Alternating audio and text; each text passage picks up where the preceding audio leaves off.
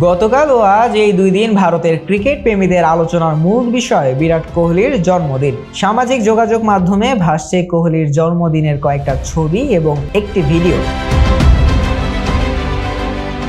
আলোচনার মূল শুরুটা এরকম, নিউজিল্যান্ডের বিপক্ষে কোহলি 6 ইনিংসে মাত্র 93 রান করেছেন। 3 টেস্টের সিরিজে দল হয়েছে ধবল ধলাই। এরপরও কোহলি তার স্ত্রীকে নিয়ে খুব ঘটা করে পালন করেছেন নিজের 36তম জন্মদিন। বছর দুয়েক ধরে বিশ্রামে থাকলে বা ভারতের হয়ে খেলার অবসরে স্ত্রী ও মেয়েকে নিয়ে সময় কাটাতে কোহলি চলে যাচ্ছেন লন্ডনে। এবার আর তিনি লন্ডনে যাননি, নিজের জন্মদিনটা পালন করেছেন ভারতেই। রঙিন জন্মদিনটা কোহলি পালন করেছেন নিজের রেস্তোরাঁ 18 কমিউনে। সামাজিক যোগাযোগ মাধ্যমে একটি ভিডিওতে দেখা যায় কোহলি ও তার স্ত্রী বলিউডের অভিনেত্রী আনুশকা শর্মা হাস্যোজ্জ্বলভাবে রেস্তোরাঁর কোনো একটি জায়গায় ছবির জন্য পোজ দিচ্ছেন।